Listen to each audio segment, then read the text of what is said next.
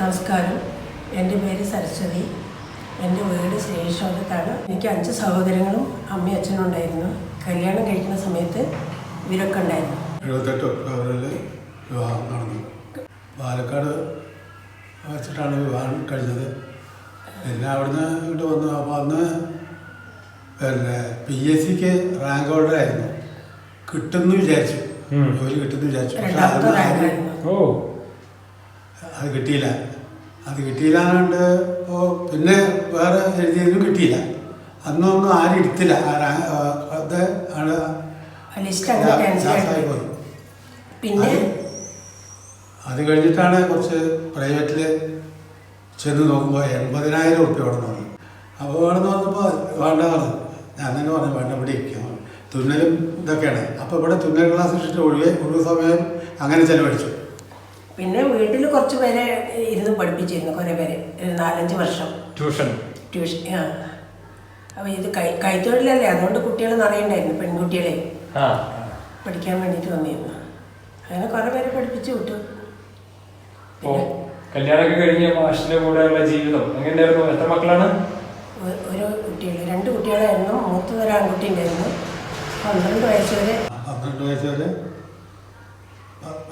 എത്രാം class? 6ാം class മൂത്ത മകൻ. അത് കഴിഞ്ഞിട്ട് രണ്ടാമത്തെ കുട്ടി. ആ കുട്ടി ഇപ്പോൾ ഉണ്ട്. അവള് ഇവിടെ ശേഷം കോപ്പറേറ്റീവ് ബാങ്കിൽ മാനേജറാണ്. പിന്നെ അവർക്ക് 2-3 കുട്ടികളുണ്ട്. അതൊക്കെയാണ്.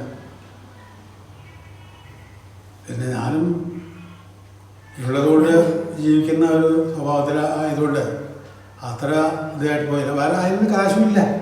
എന്തെങ്കിലും ഒരു ജോലി കിട്ടാനോ ബാക്കിയുള്ള കാര്യത്തിനോ കാശുമില്ല. എൻ്റെ കുടുംബം എന്ന് പറയുമ്പോൾ നേരത്തെ ഉണ്ടായിരുന്നത് 5-8 ബ്രദേഴ്സാണ്. അച്ഛൻ ഞാൻ തന്നെ വേണം, ഈ ജോലിയിൽ തന്നെ വേണം അവരെ വളർത്താൻ. അവരൊക്കെ വളർത്തി 2 സ്റ്റേറ്റ് ബാങ്കിൽ, അവർക്ക് പിന്നെ ഇതായി പെൻഷനായി. 2 സ്റ്റേറ്റ് ബാങ്കിൽ, ഒരാൾക്ക് ഒരു കുട്ടികൾ അംഗനവാടിയിൽ ടീച്ചറായിരുന്നു. അങ്ങനെ എല്ലാവർക്കും ഓരോ ജോലി കിട്ടി. ഒരനിയന് മാത്രമാണ് ജോലി ഉണ്ടായുള്ളൂ. അവന് ജോലി ഉണ്ട്, ഓട്ടോറിക്ഷ ഇതാണ്. ജോലി നേരത്തെ ഉണ്ടായിരുന്നു. അത് വിട്ടിട്ട് അമ്മയെ നോക്കാൻ വേണ്ടിയിട്ട് ഒരാളെങ്കിലും ഇവിടെ വേണം പറഞ്ഞിട്ട് ഇങ്ങോട്ട് വിളിച്ചു വരുത്തിയതാണ് ഗുജറാത്തിൽ നിന്ന്. അവിടെ ഒരു ജോലി ഉണ്ടായിരുന്നു. അപ്പോൾ അവൻ പിന്നെ ഇവിടെ കൂടി വലിയ കുഴപ്പമില്ലാതെ കണ്ടിട്ട് അങ്ങനെ പോയി. പിന്നെ ഞാൻ ഇവരൊക്കെ ഓരോരുത്തരിപ്പോൾ ഓരോ സ്ഥലത്തായി, അനിയന്മാരൊക്കെ. പിന്നെ ഞാനും ഇവിടെ തന്നെ സ്ഥലം മേടിച്ച് ഗവൺമെൻറ്റിൽ നിന്ന് കുറച്ച് ലോൺ കൊടുത്ത് ചെറിയൊരു വീടും വെച്ച് അങ്ങനെ കൂടിയിരിക്കുകയാണ്. നമ്മളുടെ കുട്ടികളോട് എന്തൊക്കെയാണ് പറയാനുള്ളത്? കുട്ടികളോട് പറയാനുള്ളത്, എൻ്റെ അനുഭവത്തിൽ ഞാൻ പഠിച്ചത്, സാധാരണ ഒരു മാഷന്മാരും കുട്ടികളെ തല്ലണമെന്ന് വിചാരിച്ച് തല്ലില്ല. ദേഷ്യമില്ല, ദേഷ്യണ്ടായിട്ട് തല്ലുന്നതല്ല. എന്താ കാരണം ചോദിച്ചാൽ, അവൻ പഠിക്കാവുന്ന കുട്ടിയാണല്ലോ, എന്തുകൊണ്ടത് ചെയ്തില്ല? നീ 4 ഹോംവർക്ക് എനിക്ക് കിട്ടിയിട്ടുണ്ടായിരുന്നു. 5 ചോദ്യം തന്നു ഗോവൽനാരി മാഷ്. 5 ചോദ്യം തന്നിട്ട് ഞാൻ 4 എഴുതിയുള്ളൂ. 1 എഴുതിയില്ല. അവിടെ കൊണ്ടുവന്ന് ഇപ്പോൾ നാരായണ മാഷ്, ഗോവൽ മാഷ്, ഇവരൊക്കെ പഠിപ്പിച്ചിരുന്ന UP സ്കൂളാണിത്. അവിടുന്ന് ഗോവൽനാരി മാഷ് എന്ത് ചെയ്തു? 5ാമത്തെ എൻ്റെ എഴുതാത്ത വെച്ചു. എനിക്ക് മനസ്സിലായില്ല. അത് മനസ്സിലായി പറഞ്ഞിട്ടല്ലേ ഇതൊക്കെ കൊണ്ടുപോയി. പിന്നെ എൻ്റെ അപ്പനോട് ചോദിച്ചൂടെ? ചെറുതായിട്ട് ഒരടി തലയ്ക്ക്, ഒരു കൈ കൊണ്ട് തന്നെ. അത് ഈശിവിളി പോവില്ല. അങ്ങനെയാണ്. മൂപ്പര് തല്ലില്ല, എന്നാലും തല്ലിന് ആംഗ്യം കാണിച്ചപ്പോഴേക്ക് എനിക്ക് കരച്ചിൽ വന്നു. അങ്ങനത്തെ ഒരു ഇതായിരുന്നു. അപ്പോൾ അങ്ങനെ അവരൊക്കെ അങ്ങനെയാണ്. അതേമാതിരി കണക്ക് മാഷുണ്ടായിരുന്നു ഹൈസ്കൂളിൽ, നമ്പൂരി മാഷ്. ആ നമ്പൂരി മാഷ് പിന്നെ ഹാഫ് ഇയറിൽ കഴിഞ്ഞപ്പോൾ എല്ലാ കുട്ടികളെയും വിളിച്ചു. 30 മാർക്കിൽ കമ്മിയായിട്ടുള്ള ആൾക്കാരൊക്കെ വരികയായിരുന്നു. അവസരത്തിൽ ഞാനും ചെന്നു. ചെന്നിട്ട് ഉച്ച നേരത്താണ് ചെന്നിരിക്കുന്നത്. ഭക്ഷണത്തിന് പോയ സമയത്ത് ചെന്ന് മാഷ് കുറേ കുട്ടികളൊക്കെ നോക്കിയപ്പോഴേക്കും ബെല്ലടിച്ചപ്പോൾ എല്ലാവരും പോകാൻ പറഞ്ഞു. സുബ്രഹ്മണ്യം മാത്രം അവിടെ നിൽക്കുക എന്ന് പറഞ്ഞു. എന്നെ നിർത്തിയിട്ട് ചെവി പിടിച്ചിട്ട് വലിച്ച് നീട്ടി ഒരു 4 പ്രാവശ്യം കാലിൻ്റെ തള്ളവരെല്ലാം നിൽക്കുന്നത്. ഇങ്ങനെ ചെവി പിടിച്ചിട്ട് വാസത്തിൽ തന്നെ ഓട്ടപ്പെട്ടു. താൻ എന്താ ചെയ്യല്? എത്ര ദൂരാണെന്നറിയാം മാഷെ. ഇത് കാണാപ്പാടം പഠിക്കണം. കാണാപ്പാടം പഠിച്ചിട്ടില്ലെങ്കിൽ ഞാൻ അങ്ങനെ ഉപദ്രവിക്കും തന്നെ. നമ്പൂരി മാഷാണ് കൈ കൊണ്ട് മുടിയും ചെയ്തു.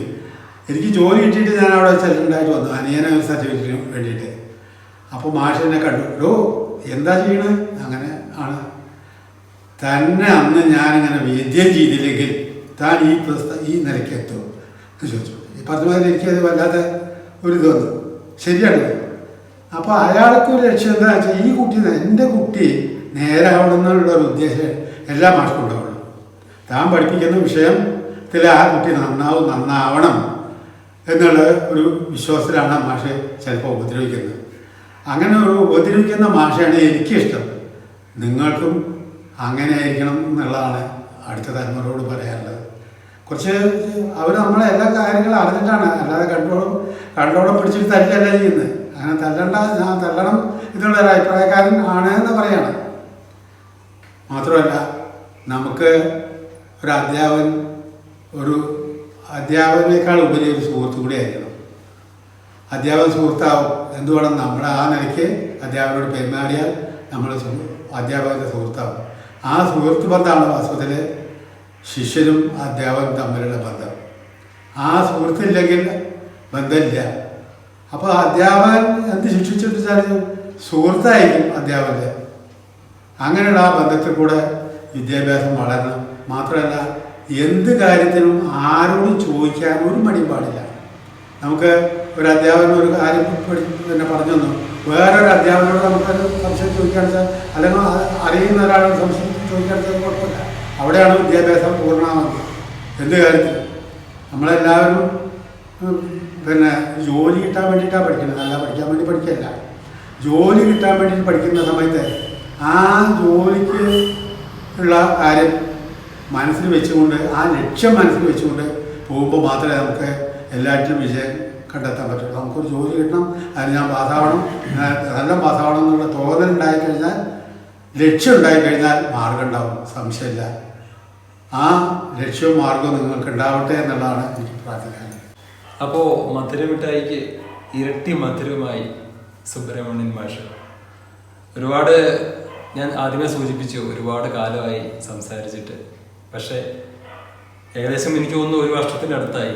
അന്ന് മാഷിന് കാല് പ്ലാസ്റ്റർ ഇട്ടിരിക്കുകയായിരുന്നു. ആ സമയത്താണ് ഞങ്ങൾ വന്നത്. മാഷിന് ഭയങ്കര സന്തോഷമായി. കാരണം ഒരു നല്ലൊരു അവസരമാണല്ലോ മറ്റുള്ളവരുമായിട്ട് പങ്കുവയ്ക്കാനുള്ളൊരു അവസരം കിട്ടുക. മാഷ് ഒത്തിരി സന്തോഷമായിരുന്നു. പക്ഷെ ഞങ്ങൾക്ക് പലവിധ കാരണങ്ങളാണ് ഇതിന് വരാൻ പറ്റിയില്ല.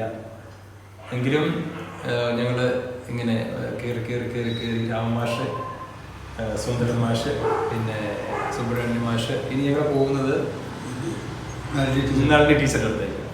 അപ്പോൾ ഞാൻ ആദ്യമേ പറഞ്ഞിരുന്നു, നിങ്ങൾ ഈ ചാനലൊന്ന് സബ്സ്ക്രൈബ് ചെയ്യണം. ചെയ്യാത്തവരുണ്ടെങ്കിൽ ഒന്ന് സബ്സ്ക്രൈബ് ചെയ്യണം. മറ്റുള്ളവരിലേക്ക് ഷെയർ ചെയ്ത് കൊടുക്കണം. കാരണം ഒരുപാട് പേര് പഴയ അധ്യാപകരെ കാണാൻ വേണ്ടി കാത്തിരിക്കുന്നുണ്ടാവും. അപ്പോൾ അവർക്കൊക്കെ ഒരു സന്തോഷമാവട്ടെ. മാഷിൻ്റെ മൊബൈൽ നമ്പർ ഒന്ന് പറഞ്ഞു കൊടുത്താൽ വളരെ ഉപകാരമായിരിക്കും. എൻ്റെ നമ്പർ 99 46 59 20 15. ഒരിക്കൽ കൂടി 99 46 59 20 15. മാഷ് ഒരുപാട് കഥകൾ എഴുതിയിട്ടുണ്ട്. ഒരുപാട് മാഷ് എഴുതിയ പദ്യമാണ് ആദ്യം വായിച്ചത്, അല്ലേ? കവിത. മാഷ് എഴുതിയ കവിതയാണ് ആദ്യം വായിച്ചത്. ഒരുപാട് കഴിവുകളുള്ള വലിയൊരു മനുഷ്യനാണ്. ഇവിടെ വന്നപ്പോൾ ഞാൻ അത്ഭുതപ്പെട്ടു പോയി. കാരണം വെച്ചാൽ ഒരു ബുക്കിൽ നിന്ന് എടുത്ത് വായിച്ച കവിത, ഏതോ വർഷം എഴുതിയ കവിതയാണ് പറഞ്ഞത്. അപ്പോൾ ഒരുപാട് കഴിവുകളുള്ള വലിയൊരു മനുഷ്യൻ്റെ മുൻപിൽ കുറച്ചു നേരം ഇരിക്കാൻ സാധിച്ചതിൽ എനിക്ക് അതിയായ സന്തോഷമുണ്ട്. അപ്പോൾ ഈ ഒരു അവസരം തന്നതിൽ പ്രത്യേകം മാഷിനെയും ചേച്ചിക്കും അതുപോലെ മാഷിൻ്റെ എല്ലാ കുടുംബാംഗങ്ങളോട് ചേർന്ന് പ്രത്യേകം നന്ദി പറഞ്ഞുകൊണ്ട് ഈ വീഡിയോയുടെ വൈൻഡപ്പ് ചെയ്യുന്നു. Thank you very much.